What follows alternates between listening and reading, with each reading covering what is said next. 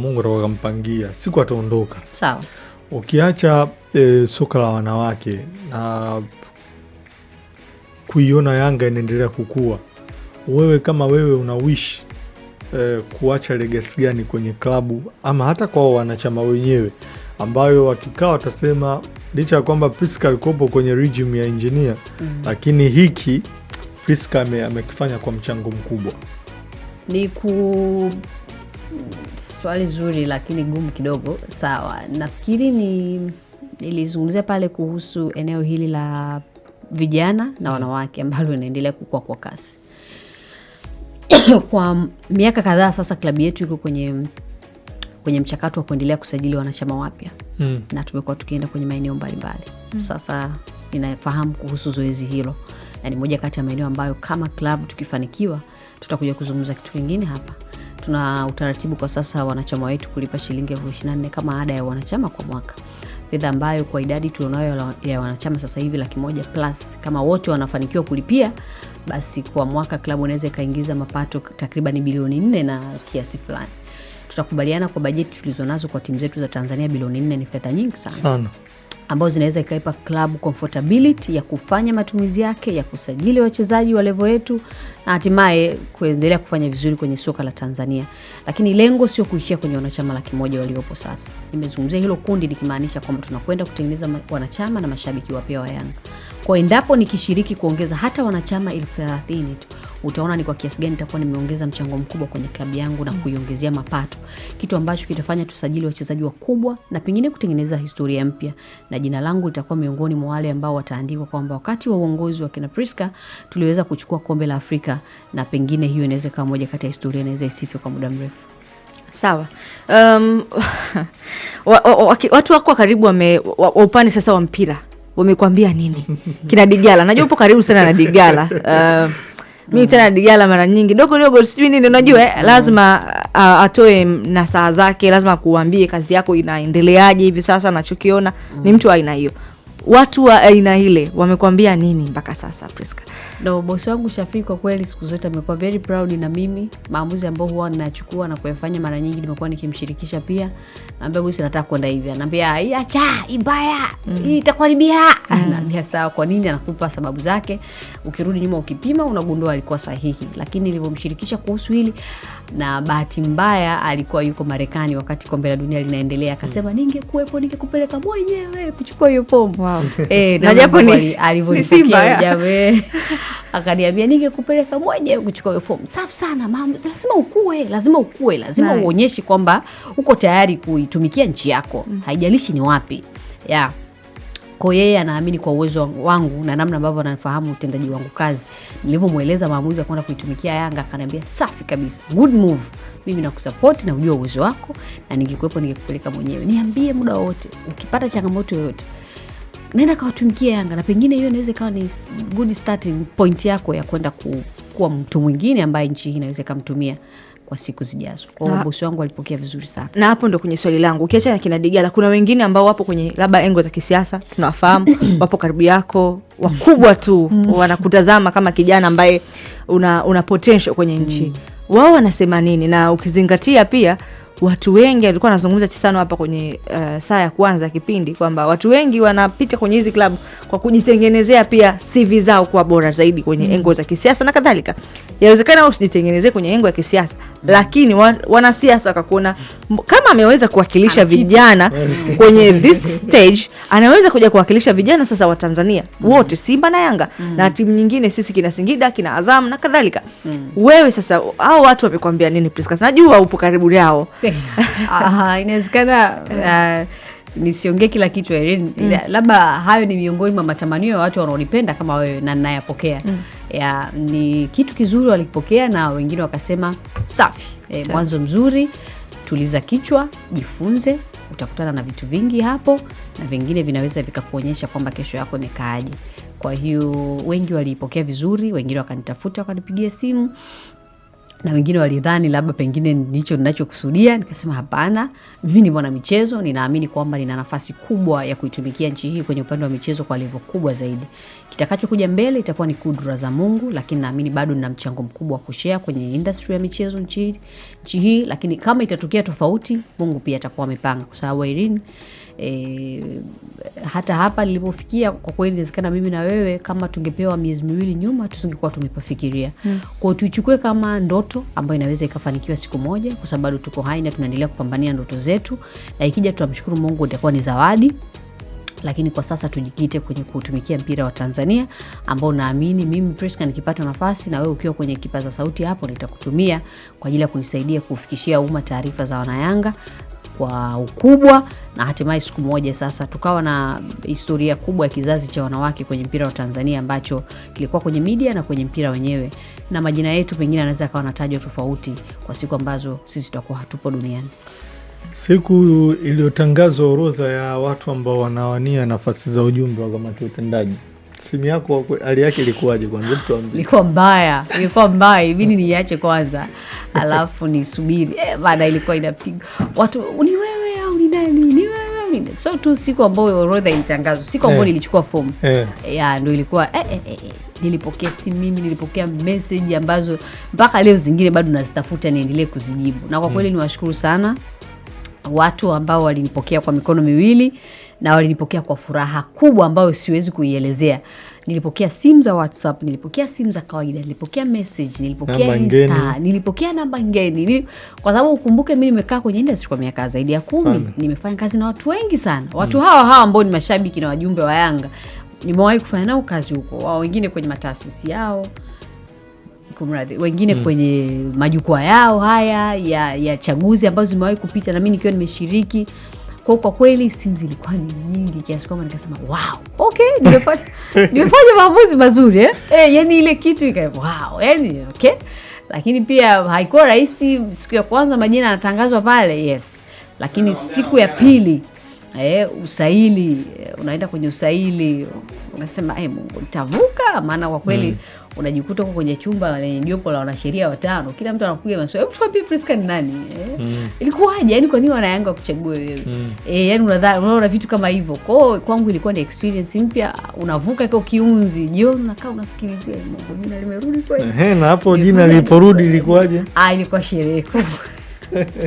Ilikuwa sherehe kubwa. Nikaambiwa tunaenda kwenye hatua inayofuata ya mapingamizi. Nikasema hapa sasa ndo utakapokutana na mtu anakufukulia kesi ya na ulijiandaa. Unawahi kuisema timu yetu wewe? Unawahi kuisema timu yetu? Kwa hiyo ilikuwa ni kipindi cha pressure kwa kweli. Kila hatua ambayo nilikuwa najua ni ngumu ilikuwa inanitesa sana. Yaani siku moja au mbili kabla najua leo kinakwenda kunuka, nasema Mungu naomba unisaidie. Lakini baadaye hakuna siku niliteseka kama siku ile ya mapingamizi. Ile wakati tunangoja majibu ya mwisho haya, nilipata shida sana. Lakini namshukuru Mungu kwamba usiku klabu ile inatoa ile, ilikuwa ile moja kati ya siku nzuri sana kwangu, na nikamshukuru Mungu kwa kuvuka hatua zote. Kwa kweli nilikuwa sijioni huko, lakini naamini kwamba ilikuwa ni mpango wa Mungu ili niweze kufika hapa nilipofika leo, na naamini ndoto hii itakwenda kukamilika sasa hivi.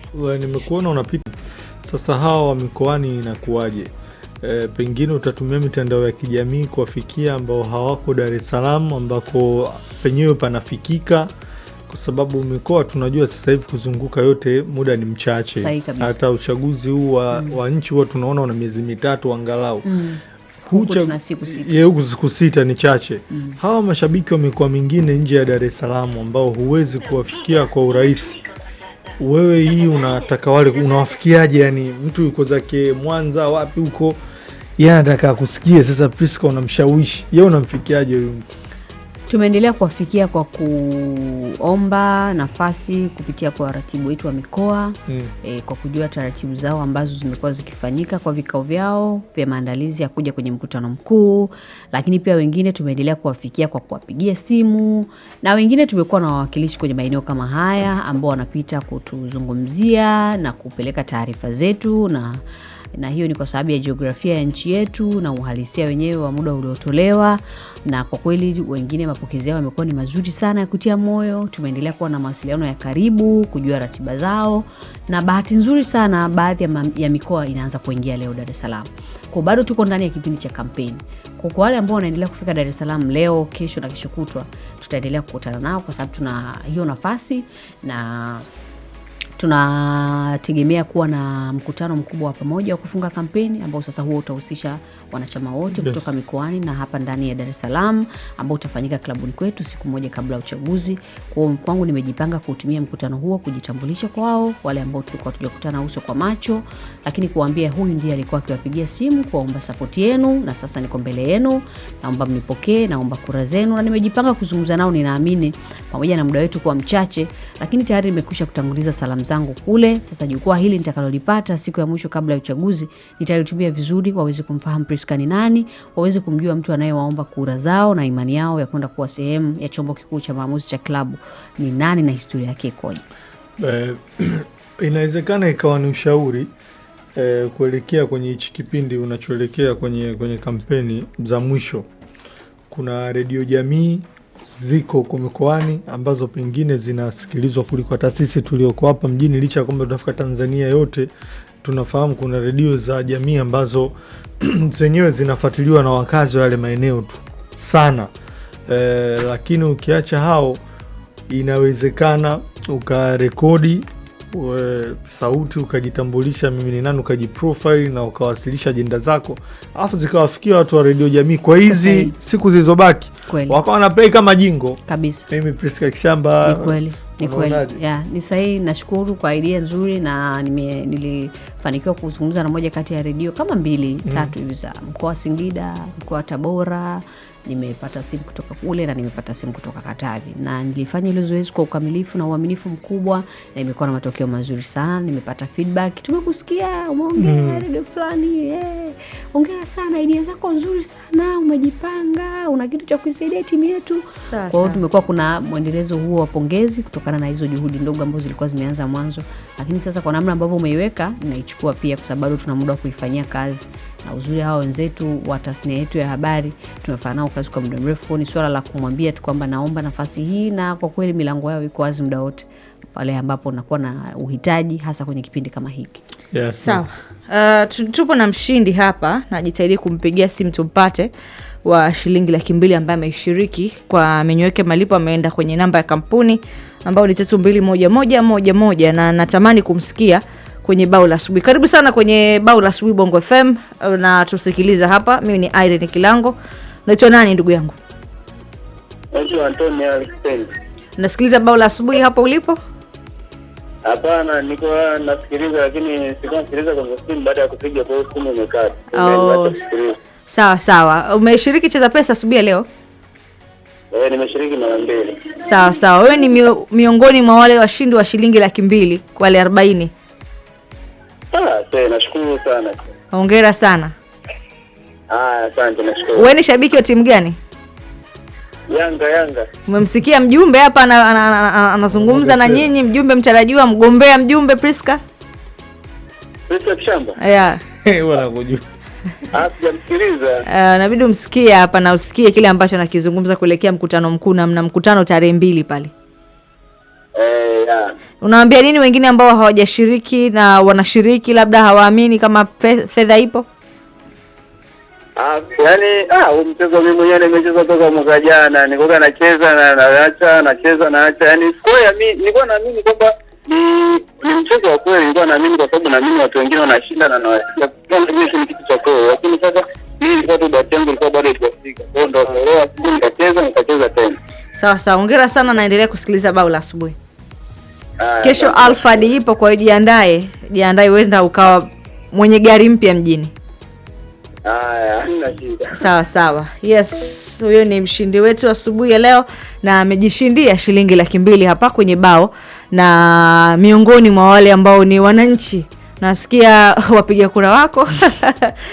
Misano. Sasa kumpatia DJ Samiri hapo kifaa chake cha mawasiliano. Yes, uko nasi kwenye bao la asubuhi ni saa 2:45. Unamsikiliza Priska, lakini kumbuka kuna draw kubwa shilingi 300 hapo baadaye wakati tunamaliza hapa kwenye anga la mbali la bao la asubuhi, na leo tutaenda naye mpaka kwenye anga la mbali, na huko atatuambia kimataifa. Ameenda kwenye mechi nyingi za nje Tanzania, lakini Yanga senior team imekuwa ni sehemu ambayo inakwama sana huko. Wamejitahidi kwa nafasi yao viongozi waliopo tena kwa ukubwa, kwa sababu miaka 25 timu ilikuwa haijafika makundi. Miaka 25 ni umri wa mtu mzima ambaye ana familia au ameshajipata au ameshajitengeneza au amemaliza elimu. Mtu mzima kabisa ambaye kitanzania hapa anahesabika kama mlipa kodi. Unanielewa sijui? Kwa hivyo nitakuja na swali lako hapo. Kwa hiyo unaishiriki, nenda kwenye menu yako ya malipo, kalipe bili, weka namba ya kampuni ambao ni 321111. Kumbukumbu namba ni 333 ama neno bongo, kiasi ni shilingi 1000, namba yako ya siri kuruhusu muamala kutoka. 300 inakwenda kutoka saa 2:55. Priska, unaiona Yanga ikiwa katika kujitafuta kutengeneza ngome kwenye ligi ya mabingwa barani Afrika. Sababu hao wamefika ambapo timu nyingi hazijafika. Hata za hapa Afrika, timu ambazo zimekuwa zikifika ni zile USMA, Raja, Berkane zinafika kwenye kombe la shirikisho mara nyingi zaidi. Timu nyingine kupata nafasi hiyo huwa ni chache sana. Na nielewa. Sasa wameona ligi ya mabingwa ndio sehemu ambapo soko kubwa lilipo, kila mtu anatazama huko kwa ukubwa zaidi. Si vibaya wao wakawa miongoni mwa ambao wanaweka nguvu zao huko.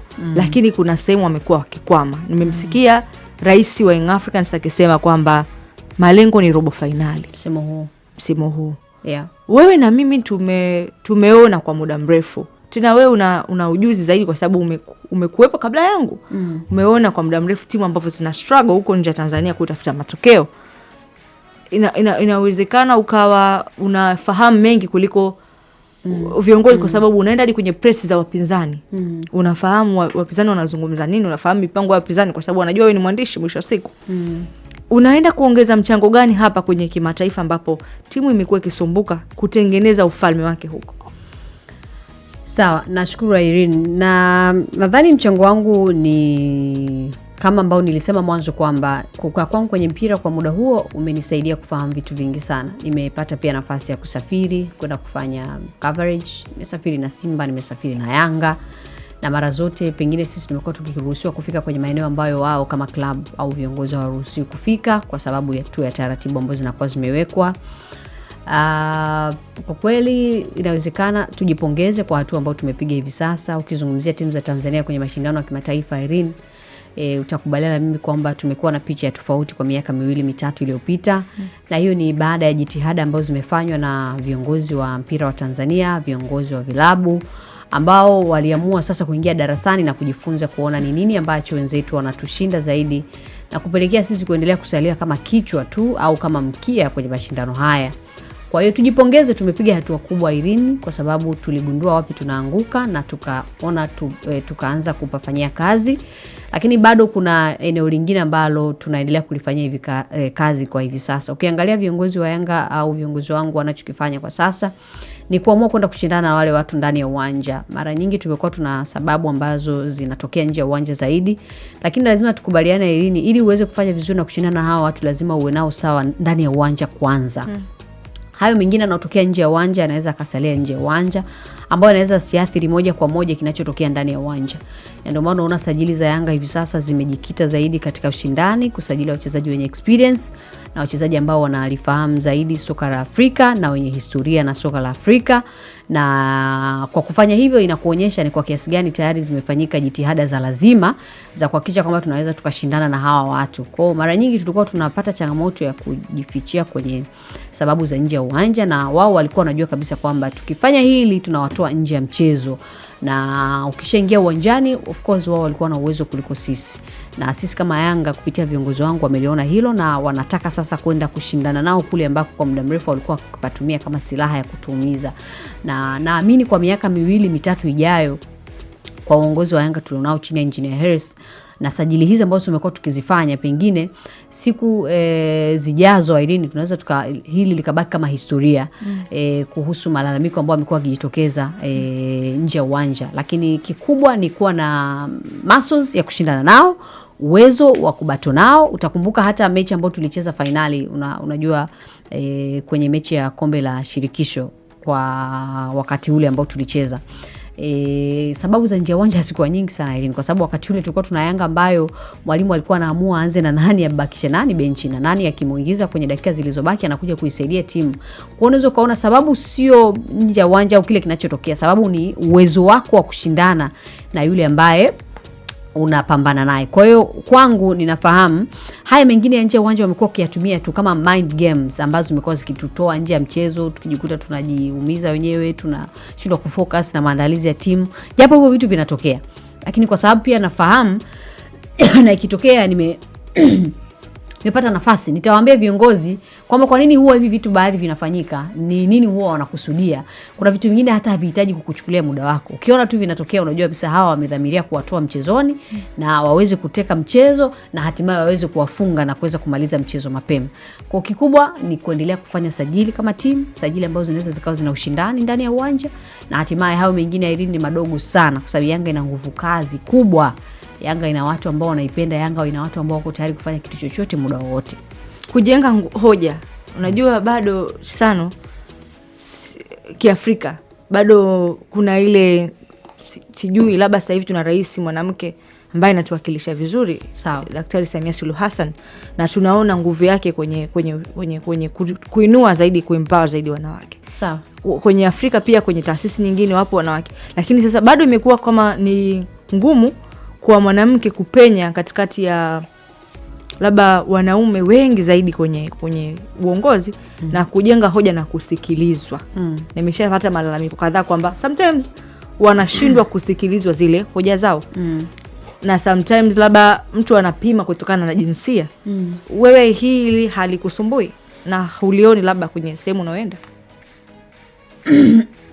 Nafikiri au umejiandaje? Hiyo inaanzia kichwani sana. Hiyo ni mentality ya mtu. Kwa sababu Irene, mbona mimi nimefika hapa na umemzungumzia Mheshimiwa Rais ambaye kwa sasa hivi ndio kiongozi wetu namba moja kwenye nchi yetu. Kwa kila mtu anafanya akisema hivi asubuhi, kesho tunalala saa 2 asubuhi, wote tunalala saa 2 asubuhi, sio? Kwa pengine hata yeye angeona haiwezekani, leo tulikuwa tunazungumza au tunamtazama kama kioo wanawake wengi. Kwa hiyo kutimiza ndoto haijawahi kuwa sababu ya jinsia, lakini tunaona pia wanaume wengi hata kwenye baadhi ya maeneo yetu ya majukumu wapo kama ambavyo tumewakuta, na tutawaacha pengine kama tulivyowakuta, kwa sababu tu hawataki kuchukua maamuzi. Irene, vivyo hivyo hata kwangu mimi na wewe tunaweza tukabaki tulivyo na watu wakaja nyuma yetu wakawa wanavyotaka kuwa, kwa sababu watakuwa wamechukua hatua. Mimi naamini kwenye kuchukua hatua Irene. Pengine leo nisingechukua hatua, usingekuwa unanizungumza kama miongoni mwa mgombea pekee wa kike kwenye mchakato wa uchaguzi wa Yanga, lakini kwa sababu nilichukua hatua ndio maana nikafika hapa nilipofika. Kwa hiyo tusijikwamishe kwa sababu tu unajiona mimi ni fulani, na haijawahi kuwa na jinsia, haijawahi kuwa na wewe ni mwanaume au wewe ni mwanamke. Inaanza kwenye kichwa chako. Una hizo sifa ambazo zimetangazwa, unaweza toka mbele, na baada ya hapo mengine yafuate, lakini kwanza kwa kufanya maamuzi wewe mwenyewe Irene. Mimi nimekusikiliza umetuambia wewe ni Yanga na hauwezi ukagombea kama hujawa Yanga. Unakumbuka kwenye hichi kipindi ambacho timu imerudi kwenye utawala wa mpira hapa Tanzania na kuanza kuchallenge barani Afrika, mechi gani wewe ambayo Yanga inawezekana walishinda, lakini ushindi wake ulikuwa so tragic, yani mpaka hisia zile za kiushabiki zikakuingia ukasema leo kweli tulikuwa tumepatikana? Inawezekana mechi ambayo wewe kwako unafikiria hauwezi kuisahau katika mechi ambazo mmeshinda wewe kwenye hichi kipindi mmetawala mpira wa Tanzania, mechi ya ndani au ya nje, yoyote tu ambayo wewe kwako unaona ilikuwa ilikuwa ni mechi na Belouizdad 4-0 ya hapa ile ya hapa Dar es Salaam, na nilikuwa uwanjani. Ilikuwa ni mechi ambayo kwa kweli ilikuwa siwezi kuisahau kwa sababu ya ile moment kwamba ni lazima tupate goli la mwisho ili tuweze kwenda. Sababu kila goli lilipokuwa likiingia watu wanasema bado ngapi? Wanaangalia dakika. Bado ngapi? Wanaangalia dakika. Kwa hiyo kwa kweli yani ilikuwa ni series ya hisia, yani zinakuja hisia za Mungu tusaidie. Lakini basi tena haiwezekani kwa sababu unajua wale wenzetu kwa namna ambavyo tumekuwa na muendelezo wa kucheza nao wamekuwa wana matokeo mazuri mbele yetu zaidi ukizingatia uwiano wa matokeo. Kwa hiyo tulipokuwa tunahitaji magoli 4 nikasema leo kazi itakuwepo. Na huko pale unafanya majukumu yako inabidi utulie, yani utulie kabisa. Lakini kwa kweli ile mechi sitaisahau, ilikuwa ni mechi nzuri sana ambayo ilibaki na historia kubwa kwa sababu niliona shangwe la wananchi lilipolipuka pale, yani mwenyewe nitamani kuruka nikakumbuka niko kwenye bao. Sasa ulishawahi kutoa mchango wako wakati uko mwanahabari kwa Young Africans? Mchango wa moja kwa moja na ukafanikisha timu kupata mafanikio? Nimewahi. Yanga ni taasisi ya umma ambayo kwa muda wote taarifa zake inabidi ziende kwa wananchi au kwa wanachama wake. Kwa hiyo mimi kuwepo pale nimeisaidia Yanga, imekuwa na taarifa zake nyingi za kimkakati ambazo kwa kushirikiana na viongozi zimekuwa zikiwafikia wanayanga kwa wakati. Lakini Yanga haijawahi kukutana na changamoto yoyote ya kimahusiano na taasisi niliyokuwa nikiitumikia. Kwa hiyo ilikuwa moja kati ya mchango wangu na nilikuwa nikiwakumbusha viongozi kwamba ni lazima tufanye hivi, twende hivi ili kuendelea kujenga huu uhusiano uliopo. Yanga kama taasisi inahitaji industry ya habari au inahitaji media, na media of course inahitaji Yanga kama taasisi ya watu. Kimatokeo hapana, kwa sababu nilikuwa sina maamuzi ya moja kwa moja na ilikuwa iko nje ya uwezo, kwa sababu kwa wakati huo kwa kweli ni lazima nikubali nilikuwa namtumikia mwajili wangu. Nilikuwa situmikia Yanga Irene moja kwa moja. Lakini pale ambapo nilikuwa naweza, kwa kweli nilikuwa naweza kushauri na nilikuwa natoa maoni yangu, na kwa kweli viongozi wangu walikuwa wananisupport, walikuwa wananisikiliza na walikuwa wananipa ushirikiano muda wote nilikuwa nikihitaji. Kuingia ofisi hizi mbili ulikuwa unapata ya huku unapata ya huku, sio kuyapeleka ya huku? Simba na amna, sijawahi. Ulikuwa nafanya kazi yangu kwa kweli vizuri. Nice. Yale ambayo nasalia huku yanawahusu hawa yanabaki, yanawahusu hawa pia yanabaki kwao. Nilijitahidi kusimamia weledi na ndio maana kwa kipindi chote sikuwahi kuingia kwenye yote na hawa watu. Tumefanya kazi kwa muda wote ambao nimeingia kwenye industry mpaka hapa tunapozungumza leo. Na kwa kweli tunaheshimiana sana. Nje ya jezi ya Simba na Yanga kuna maisha mengine yanakuwa yanaendelea ya watu. Na kwa kweli maisha hayo pia yameendelea na ni mazuri. Ongea na wananchi, nafikiri kwa nafasi ya mwisho kabisa. Lakini pia wajumbe, wanachama, wale wawakilishi wa wanachama, viongozi ambao wapo madarakani wanaenda kuangalia kusubiri uchaguzi wa kesho kutwa. Nini unataka kuambia Priska? Ninaomba wanayanga waniamini na wanipe nafasi ya kwenda kufanya kazi na Engineer Hersi. Kwangu mimi namuona kama darasa huru ambalo litanisaidia kunitengeneza na kuijua Yanga ya miaka 5-10 ijayo. Ni rais ambaye ameingia na kufanya mageuzi makubwa sana kwenye uendeshaji wa mpira na timu za Tanzania. Namtazama kama kiongozi, namtazama kama president wa timu yangu, lakini namtazama kama mtu ambaye natamani kufanya naye kazi, nikiamini kwamba nitajifunza vitu vingi na ninaweza kuwa kiongozi bora zaidi kwa siku chache zinazokuja. Naomba wanayanga nitumie muda huu kuwaomba kura zao kwenye uchaguzi wetu utakaofanyika tarehe 2. Nimejifunza vitu vingi kwenye upande wa mawasiliano, kwenye upande wa uwasilishaji na kwenye upande wa masuala ya habari. Nafahamu kuhusu mahusiano ya taasisi yetu na taasisi zingine, na niko tayari kwenda kushare huo ujuzi na timu yangu, na hiyo ili iwezekane lazima wao waniamini, wanipe nafasi. Ninawaomba wanitengeneze kwa ajili ya kunitumia kwa Yanga yetu ya kesho. Muda bado wanao, nafasi na mimi pia bado ninayo, ni wao kufanya hayo maamuzi.